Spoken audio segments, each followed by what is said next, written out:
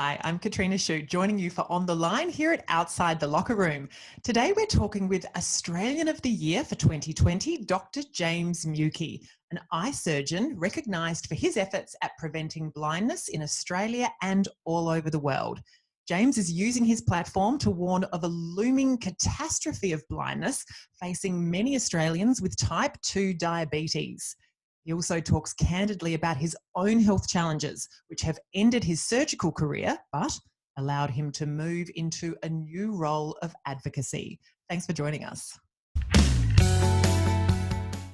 Welcome, Australian of the Year for 2020, Dr. James Muecke. How are you? Good, thanks, Katrina. Thank you so much for inviting me to be a part of the show. It's lovely to see you. Yes, great to be here on the line and outside the locker room. So massive congratulations. It's a huge honour, but how has the year panned out so far? Probably not what you were expecting back in January. No, it's been quite an extraordinary year, to say the least. We can spend the whole podcast just talking about what's happened in the last few months. Of course, it started off with a flurry of excitement on Australia Day, winning the award. I was not expecting to win the award. I didn't think that they were going to give it to an Adelaide doctor 2 years in a row.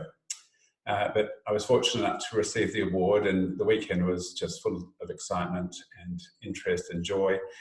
Great to have the family there, of course. And, over the next week or two, it was this frantic bombardment of requests to speak and to have press engagements and interviews and for advocacy meetings. And it was just unbelievable. It was frenetic. So a lot of excitement. And I booked up something like 60 speaking engagements for the year. And so I was just busily trying to put this jigsaw puzzle together, and it was looking pretty good.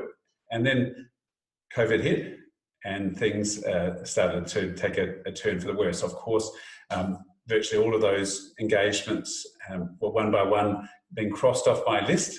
And not far into that week or two of March, I was feeling pretty dejected, actually. It was really disappointing to see this whole opportunity of getting the message out there, the message that I'm wanting to deliver, also to raise awareness of the work we're doing with Sight for All. And it was certainly disappointing, but fortunately, I took stock of the situation. I said, I'm not going to let this get me down, and I remained positive, and I felt, what's the best way then to deal with this situation? And of course, this is where innovation kicks in, and so I started to think, this is a great opportunity to take the messages online, and so I started to explore all sorts of opportunities there, and that's the way the year has ended up. I have a number of conferences and speaking engagements that I've delivered already through this amazing new platform, or certainly new platform in my life, of Zoom. And of course, we're talking on it today, and it's just given us a great opportunity to potentially reach a broader audience ultimately. So it may actually end up being a more powerful opportunity than otherwise as a result of the pandemic. Of course, terrible situation for many, many people, but I'm trying to make the best of what Scott Morrison called the worst year of our lives. So Australian of the Year and the worst year of our lives. Yeah, quite the challenge. Just going back, you mentioned that you weren't expecting them to give it to another doctor from South Australia, of course, referring to Dr. Richard Harris. Exactly. Who was involved in the cave rescue in Thailand of all those young lads. And that was also quite incredible. So yes, to two Adelaide doctors 2 years in a row. Pretty amazing. Absolutely, and Richard actually is a medical school colleague of mine. We were at the same year together, so I know Richard well, and his feat of heroism is extraordinary and something that the whole world wants to hear. But I know his plans for this year have been disrupted as well. He was travelling the world with all sorts of speaking engagements, but that's all been come to a crashing halt. Yeah, wow. Okay, so you mentioned medical school. Let's go back to where this journey all began for you. You finish medical school in 1987 at Adelaide University and decide to move to Africa. Yes. So I had my internship actually first. So in 1988, I had a year predominantly at the Royal Adelaide Hospital, learning to be a doctor. And this was on the back of 6 years of pretty intense study. And really, I'd studied far too hard through medical school, and then along comes internship. And that was pretty a pretty frantic year as well. Back in those days, we had 34-hour shifts, which were killer shifts, and we had them quite frequently. And so that, on the top of endless years of study, and the fact that the patients that I was dealing with in that intern year, was my first year of practicing real medicine, it wasn't the medicine that to me was really appealing. I was mainly dealing with patients who had chronic diseases, often self-inflicted diseases such as smoking-related diseases and type 2 diabetes. And I didn't have the opportunity to really cure patients. It was really about alleviating symptoms. And that, to me, at that point in my life at least, was not something that appealed to me. So I had been to Kenya for my elective at the end of my 5th year of medical school, and I came across a little hospital in the mountains of central Kenya, which I thought one day I would love to go back and visit or work at. And so during my internship, I thought this was a really good opportunity to write to the director of the hospital and see if I can have a year working in this hospital in Kenya. And I did, and he accepted my request. And so I headed off to Africa after my internship, and that was quite an extraordinary experience and time for me. Yes, now that wasn't all smooth sailing for you. You were held hostage at one stage by rebel soldiers. Yeah, I had quite a number of experiences during that time in Africa, and that was probably the most confronting, the most terrifying, the most life-threatening experience of my life. And that was at the age of, I think, 24. So it left an indelible mark on my mind. Actually, what happened was that when I arrived in Africa, and before I started working, I wanted to go and visit the guerrillas in Rwanda, which is a landlocked country, it's just southwest of Kenya. And so to get there, I had to traverse southern Uganda, and much of Uganda was still in civil war at the time. And I ultimately, and it's a long story, just getting to the southwestern corner of the country, but I eventually got to the southwest corner of the country when Idi Amin, the former brutal dictator of Uganda, was attempting to re-enter the country. He'd been deposed of his rule some years before, and he was trying to come back and take over. The country was in chaos at the time. And so he sent an advance party of rebel soldiers, I presume, to pave the way for his return, when I just happened to find myself in the very same village at the very same time that this group of men decided to stop for the night. So I was actually with a traveling companion at the time. He was a guy from New York who'd never left New York City, but he'd seen Gorillas in the Mist back in, 1989, and was dying to see the Gorillas, and came along on this journey with me, which was quite something. Anyway, so we arrived in this village, and the moment we set foot in the village, we were surrounded by this group. They were a ragtag group. They were drunk. They were filthy. They'd just come down from the mountains, and they were very, very menacing. They tore apart our backpacks. They were looking for weapons. They found our binoculars, and of course we were using the binoculars the day before in one of the national parks looking for animals, and they saw these binoculars and felt that this was a sign that we were spies, and they actually accused us of being spies and that they'd seen us spying on them, which is of course wrong. So they then marched us away at gunpoint and locked us in this little ramshackle hut at the edge of the village. And it was just a tiny village with one little dusty road and a series of huts. And they taught us to behave ourselves, and then they left us alone. And this was quite late in the day at this point in time. And my New York traveling companion was completely freaking out, and I was trying to keep a cool head, and I felt the best thing to do. Do we stay here? And we were convinced, I suppose, that these guys were going to kill us. So I suggested we just break out the back of the hut, and there was a jungle behind us, and we took off into the jungle and made our way as far as we could. And I actually realized that this jungle really backed onto the national park that we'd been exploring the day before. And by this stage, it was nightfall, and a national park in Africa is not the best place to be at nightfall, at feeding time. And so fortunately we were able to make it to a road, and there's a lot more to that story. We can keep on going with it, but obviously I survived, and I lived to tell the tale. Wow. Well, I'm beginning to think that perhaps, James, you're a bit of an adrenaline junkie, because you come back, you train as an eye surgeon, and then you decide to head off to the Middle East and work in a couple of places, but also in refugee camps on the Gaza Strip. So you obviously have that sense of adventure. I definitely have a sense of adventure. I'm not sure I would say I'm your traditional adrenaline junkie, but I love travel. I absolutely adore travel. In fact, I live to travel. And that time in Africa, I traveled quite extensively for some months, as well as working for the year there. And I did have a number of confronting experiences during that period of time. I actually contracted malaria twice and amoebic dysentery once. I actually traversed an active civil war zone in Mozambique on the back of an armed convoy.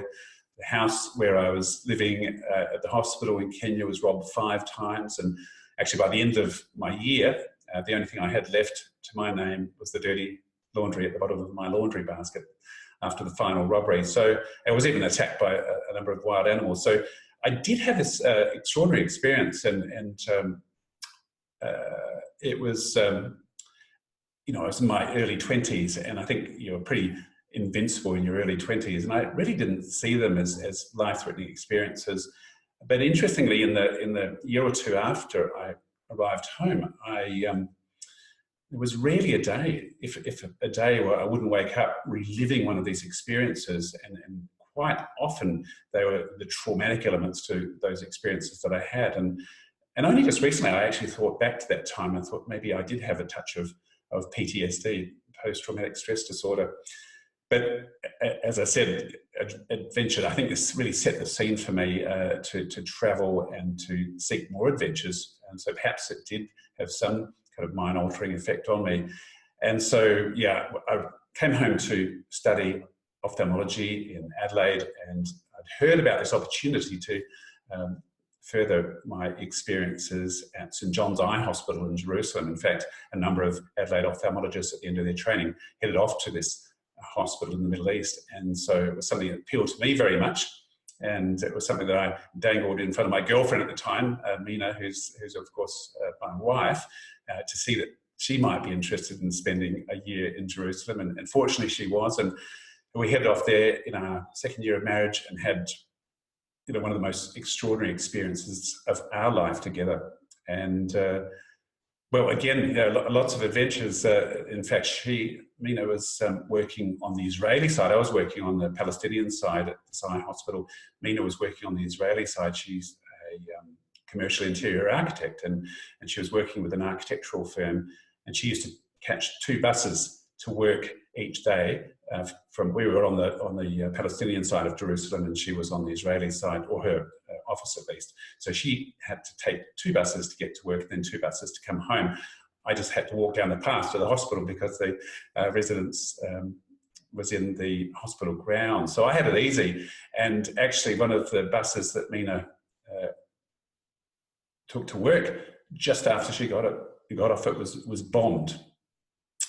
Yes, so the bus was bombed, and of course that was a pretty traumatic experience for her. She hadn't signed up for this at all, and immediately retired from her job on the Israeli architectural firm and came and found a job working on the Palestinian side. In fact, she found a job renovating one of the biblical churches in preparation for the year 2000 celebration. So she had this amazing experience working in the old city, and I had this amazing experience working at the hospital. But part of working at the hospital was going out to some of the refugee camps in the Gaza Strip and the West Bank, and exploring this extraordinary part of the world.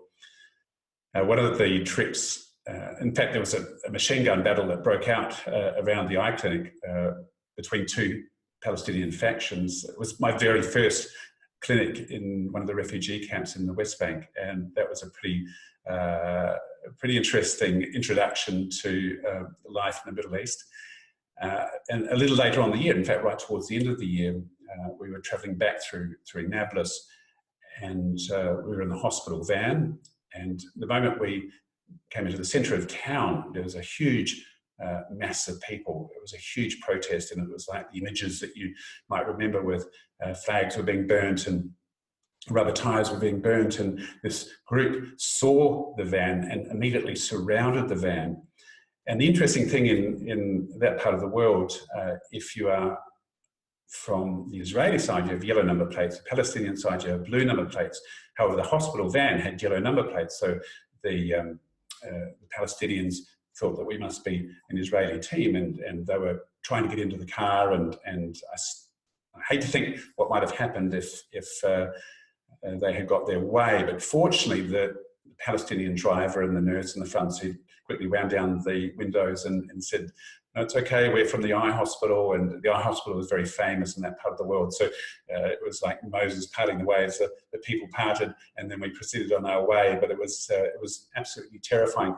It was the, I suppose you would call it a wake. One of the terrorists had been assassinated by the Israelis about a month before. So in Islam tradition, there's a wake about a month after someone's death. And so this was a demonstration. It was a wake, but it was also a demonstration and protestation against the occupation. So it was a pretty interesting year. Yeah, so you could say not something I seek, dangerous experiences like that, but they certainly make good stories and make for a colourful, interesting life. Wonderful, fascinating. So back in Australia, no gun battles or rebel soldiers, but you, over the past couple of decades, have founded 2 organisations aimed at preventing blindness here in Australia, but also all over the world. So we're looking at Vision Myanmar and Sight for All. How many people now are benefiting from these organisations each year? Sure. So Vision Myanmar really evolved into Sight for All. So it was an initiative of a group of ophthalmologists at the Royal Adelaide Hospital, and so I was a co-founder of both of those programs. But Vision Myanmar evolved into Sight for All, and we just had our 11th birthday a few days ago, actually. So we've been going for 11 years, and we now have projects in 9 countries in Asia and 2 in Africa. And the work we're doing is sustainably and comprehensively impacting on about 1 million people every year. So it's having an enormous impact. Our approach is one of sustainable education. So rather than flying in, performing surgery, flying out, which unfortunately still happens a lot, we have a more teach a man to fish strategy. So what we do is we either bring specialists to Australia to train in a variety of subspecialty areas, or we take the training to our colleagues in those countries. And following their training, and it's a hands-on training, they also have all the equipment that they need, that they've been trained on, that they can continue to use and to treat patients in their own countries at the highest level. So it's a fabulous thing to be involved in. We have an enormous voluntary team of specialists, so we call them our visionaries. So they're not just eye surgeons or ophthalmologists like myself. We have optometrists, orthoptists, scientists, nurses. So it's a really fabulous team. And to date, we've had, I think, something like 170 specialists or 170 visionaries who've been involved in our program. So the donation of goodwill and expertise is quite phenomenal. Obviously, this year, our wings have been clipped a little because of the virus, and we can't travel. And so, but in a good year, we probably have something in the order of 10,000 voluntary hours donated, which is quite something, and really brings our overheads down to under 10%. So this year, with the inability to travel, again, we've had to innovate because, essentially our whole reason for being has ceased to exist. However, what we've done now is turn those teaching platforms online. So we're actually in the process of doing that at the moment. We've actually conducted a COVID teaching platform for our colleagues to help them through that calamity. But also we want to continue to provide expertise to enhance the knowledge of our colleagues. So we've set up a number of training programs to keep the education rolling. Well, that's amazing, and obviously would also there'd be greater access if you're doing it online for more people to be able to learn and appreciate what you're able to deliver. Absolutely. In fact, and we're seeing this a lot, aren't we, at the moment? People are innovating, people are pivoting, doing all these sorts of things. And I'm sure we'll find that a lot of those things will continue. I know we had a board meeting a couple of weeks ago, and we did it by Zoom, and it's much more efficient because we don't waste an hour of our time getting to the meeting and going home from the meeting. So it's a really great platform. It's not something I think we want to do every time because it's lovely to have that face-to-face interaction, but certainly it's something that we're going to look at doing, I suppose, more frequently to make these meetings more efficient. And certainly that's what we need to do in terms of delivering the work that we are at the moment. Now, James, I also want to talk about you personally have also experienced your own health challenges. A couple of years ago, I guess when really you're in the peak of your career, you discovered that you had inherited a medical condition from your father. Yes, unfortunately, I have developed a condition called focal dystonia. It's a neurological degenerative disorder, which, as you said, I inherited from my dad. It affects the sensory motor cortex. And the best way to explain it is that when the brain tells a given muscle to contract in your hand, it simultaneously silences muscles that would oppose that intended movement. And so focal dystonia interferes with the brain's ability to silence those competing muscles, and so it gives rise to this difficulty you have in controlling, or you find control of your hands and fingers. And this has been a progressive thing for many, many years, actually. But the best example I can give now is that if I held a champagne glass in my right hand, I would smash it. I have no ability to control how strongly I grip something. Even thinking about holding something results in a contraction. You can see that in my hand now. So it's been very disruptive to my career and my life. In 2013, I gave up cataract surgery, which is something that I took great pride and joy in. Becoming a surgeon was really the goal of my life way back, probably from the age of 7 or 8. I wanted to be a doctor and I wanted to be a surgeon. So I worked so hard through high school and medical school. I studied, as I said, interminably to become a doctor, and then obviously then to become a surgeon. And the desire of microsurgery and the fine work that I loved was the opportunity. And so when I had to give up microsurgery or cataract surgery in 2013, that hit pretty hard. And then over the next 3 years, one by one, the other, I suppose, less exacting surgeries that I was performing, I was crossing off my list. In 2016, I gave up surgery altogether. And right now, my medical career is under threat as well. So I'm no longer operating, but ophthalmology is a two-handed profession, and it's actually impacting on my day-to-day ability to perform my job. So probably in the coming months, I'll have to retire from my medical practice. So yeah, it's not the sort of thing that I'd expecting at this stage of my life. And so, yeah, I've had to come to terms with that and come up with strategies to be able to deal with this pretty confronting challenge in my life. How did you, obviously there were the physical challenges, how did you deal with it emotionally? Sure, I think for me, and there's a lot of talk about resilience at the moment, isn't there? For me, resilience is a combination of 3 key elements, one of which is keeping a cool head, 2, having a positive approach, and 3, innovating. And I think my time in Africa and all of those adventures and confronting experiences allowed me to, I think, build a cool head. I think probably I had this in me already. I had this ability to keep cool under pretty stressful and confronting experiences. When you are faced with a sudden stressful experience, the emotional part, the primitive emotional part of the brain wants to take over, the fight and flight reaction. So what you need to do is give yourself time to allow the reasoning, the thinking part of the brain to take control back from the emotional part of the brain.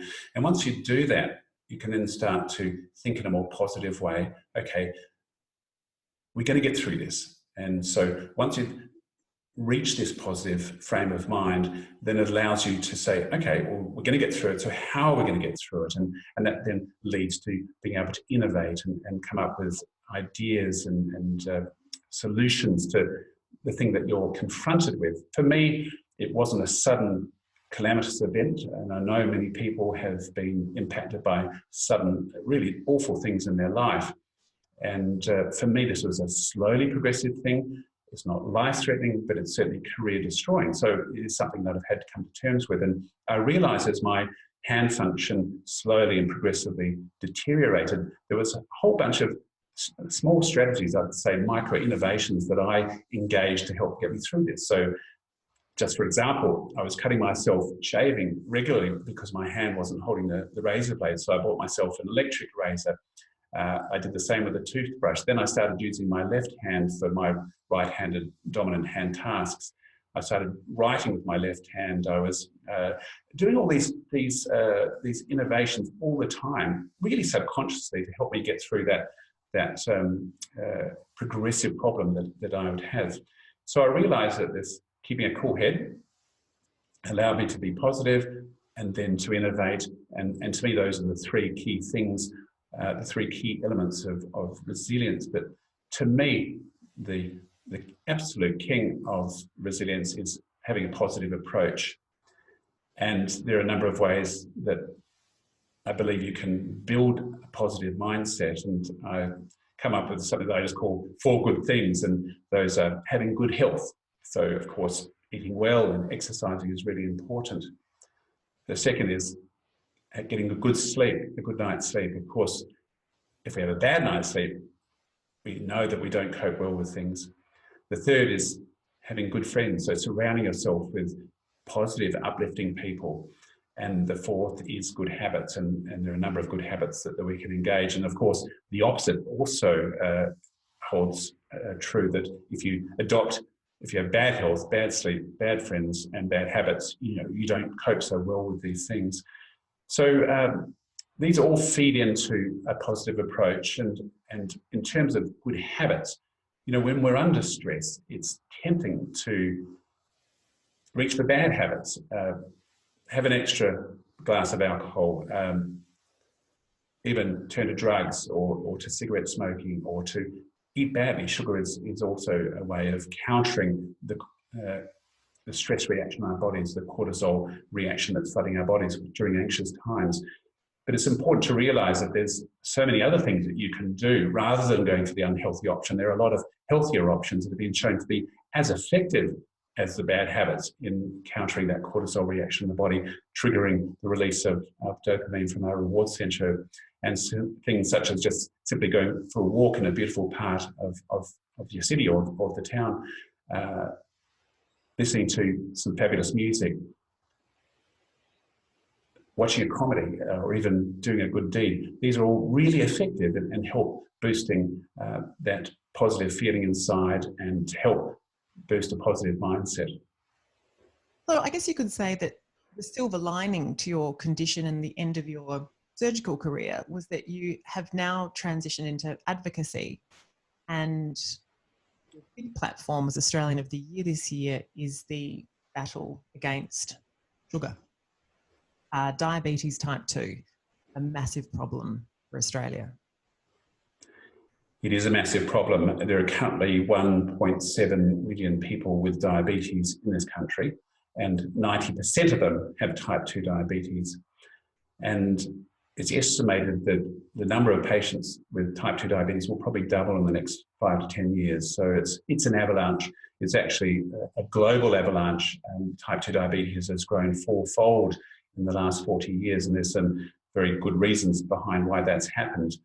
But for me, as an eye specialist, I've had some confronting experiences with patients, and I've been an eye surgeon for 30 years, and so I've been dealing with the blinding complications of diabetes for this entire time. But every year I'm seeing more and more patients with losing vision and potentially going blind from this disease. But a couple of years, I met a man whose story had a really powerful impact on me. He went to bed one evening with normal sight and woke up the next day blind in both eyes. And I looked into this further and discovered that only half of all of those 1.7 million people in Australia who have diabetes, more than half are not having their eyes checked on a regular basis. So regular eye checks are critical to avoid the blinding consequences of this disease. So when half are not having these checks, this is when blinding consequences can arise. And that's why diabetes is now the leading cause of blindness amongst working age adults in this country. It's also the fastest growing cause of vision loss in Aboriginal people. So it's a tremendous problem. It's not just a blinding disease, it's also a maiming disease, gangrene of the feet requiring amputation. It can cause impotence, kidney failure, heart attack and stroke. So it's a devastating disease, which, as I said, it's a growing epidemic, and it's hugely expensive to our health system, costing close to $20 billion every year. So I think it's really time to take steps to curb this rising tide of a problem that's such a major threat to our world. Yeah, I read somewhere that around 300 Australians every day are diagnosed with type 2 diabetes. I mean, that's a huge number. It is, absolutely. And as we know, during the current pandemic, the patients who are at greatest risk are those with chronic diseases. And so I understand from the patients that have been admitted to the intensive care units, diabetes and obesity is certainly very prevalent. And actually, this is something that's avoidable. It doesn't need to be this way. No, it doesn't. And I mentioned before about the blinding consequences. 98% of the loss of vision and blindness is in itself preventable or treatable. So we should not be seeing that. And so one of the important messages I'm wanting to deliver this year is just simply, if you have diabetes, get your eyes checked. But I felt a deeper responsibility, I suppose, because if we look at type 2 diabetes, the culprit, the major culprit is sugar, and sugar in all its forms, including refined carbohydrates, which are simply sugar in another form. So we're saying that this is a dietary disease, and if it is a dietary disease, then it is absolutely preventable. We know type 2 diabetes is preventable, and yet it just continues to grow, and we see very little awareness-raising strategies. Certainly on free-to-air TV, there's very little awareness amongst the population as to the serious underlying reasons why this is growing. And so this is one of the really important roles that I have this year, is to raise awareness amongst the Australian public. The fact that diabetes is a preventable disease, it's also reversible in many people with diabetes in their early stages with type 2 diabetes. I think it's also important for people to be aware that natural fats in our diet, saturated fats, dairy, eggs, oily fish, nuts, etc. Saturated fats have been demonized for 40 years now based on no scientific evidence whatsoever. And rather than consume fats, natural fats in our diet, these have been replaced by refined carbohydrates and sugar. And rather than seeing a downturn in heart disease over the past 40 years, heart disease has soared, and along with it, diabetes. So people need to be aware that natural fats in our diet are actually very important, and they're healthy, and we need them to survive.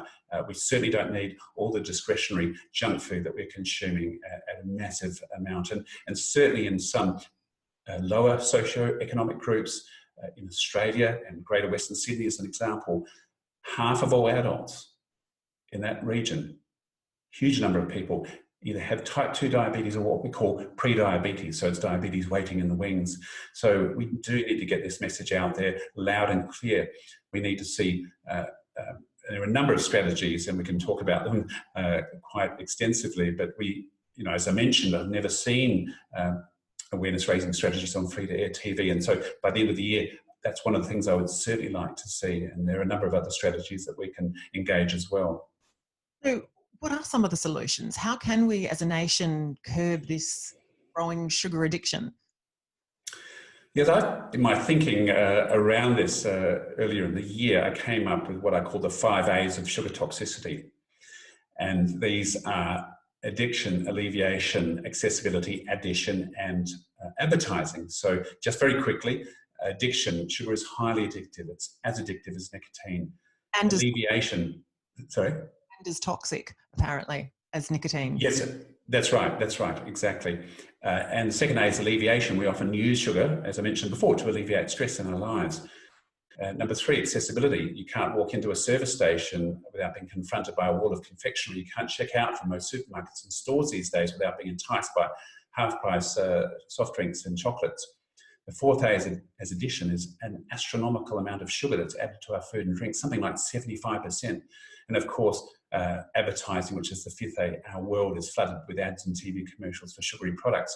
So my strategy is really to look at each of these in turn. The first two, addiction alleviation, are about personal strategies, being aware of how addictive it is and how we're using it to alleviate stress. And the final three A's are about accountability. So accountability of businesses, of industry, and of government to do the right thing by their people.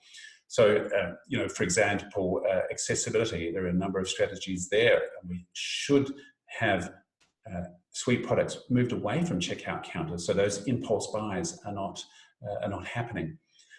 With addition, I think we need a clearer labelling system on packets as to the amount of added sugar contained within the products.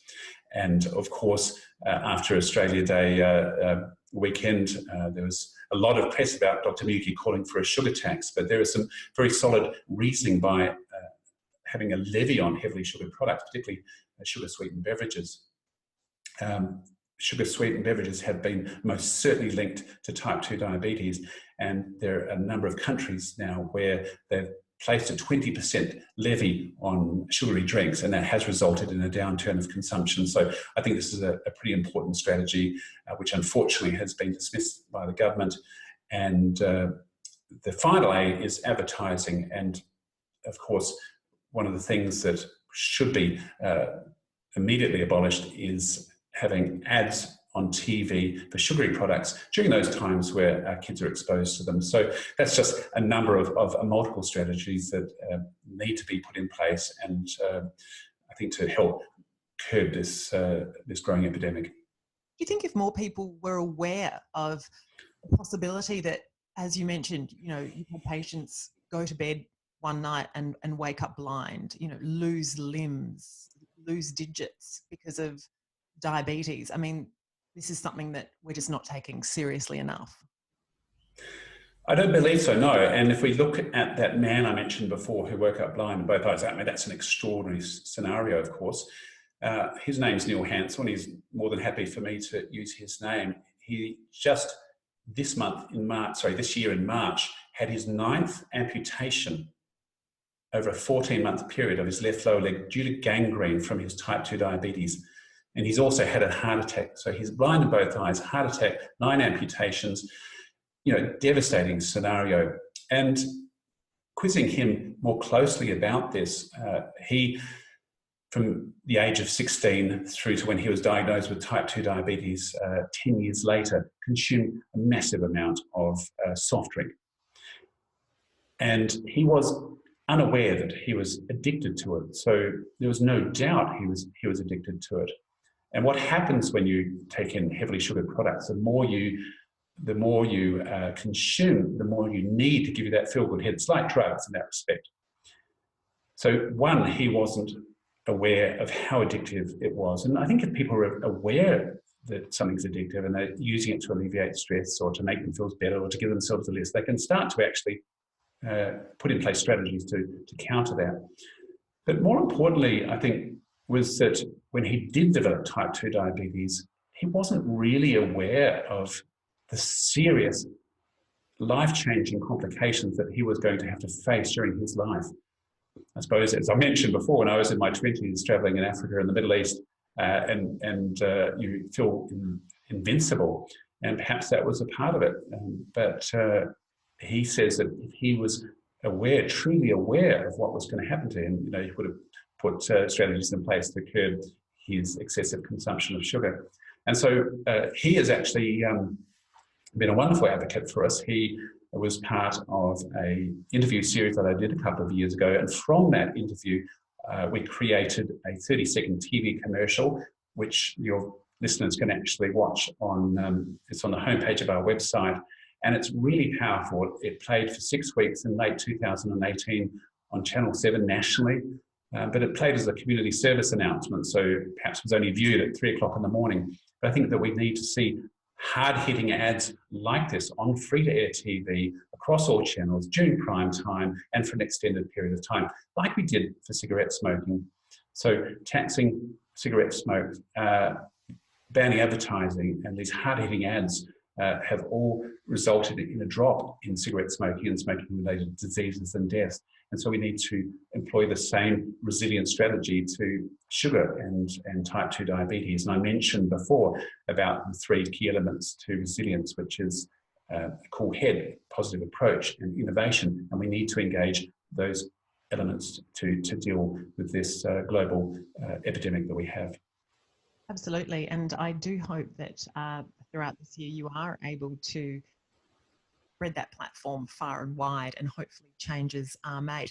How, now restrictions are easing up, how does the rest of the year look for Australian of the Year for 2020? There's a number of conferences that I was speaking at through the year, and some of those have been cancelled outright because it's a huge financial commitment to the host of the conferences. Some have just been simply delayed to later in the year or next year, so I still hope to have those speaking engagements. And some have gone online. In fact, I was actually speaking at the Public Health Association of Australia conference as a keynote speaker yesterday via Zoom. So there are a number of those rolling out as we speak, which is great. I'm now an ambassador for SA Health and Wellbeing initiative, Open Your World, which is being launched at the moment. Michael Mosley, the doctor who's been campaigning about the toxic impact of sugar and type 2 diabetes. I was going to be filming with him throughout this period of time. It's just been delayed a little, so hopefully later in the year he'll be able to come out from London. We can do that filming, and we have a number of events and initiatives in store. So it's still, you know, as I mentioned, I'm staying very positive that this is going to be a great year. And actually, I'm looking at now doing some filming of more TV commercials and hard-hitting messages that we can roll out on free-to-air TV. So I think by the end of the year, I'll be happy that I've had a solid year as Australian of the Year. So yeah, I'm being positive. I'm looking forward to it. And of course, beyond this year and the change of career, which is certainly coming very soon, I'm embracing the change. I'm looking forward to it. I'm keeping positive, and I think it's very important for all of us at this time to stay positive. Excellent, absolutely. Well, thank you so much for joining us today, James. You are doing an incredible job for advocacy for the health of Australians and people all over the world, and it is a well-deserved honour. Thanks for joining us. Thank you. Thank you so much, Katrina. It was great to be with you this morning, and I look forward to having further discussions outside the locker room in the future. Absolutely. Thanks. Thank you. Bye. Thanks for joining us to hear from Australian of the Year 2020, Dr. James Muecke, an amazing man with a fascinating story. To find out more, jump onto our website and download on Spotify at www.otlr.org.au. Thanks for listening.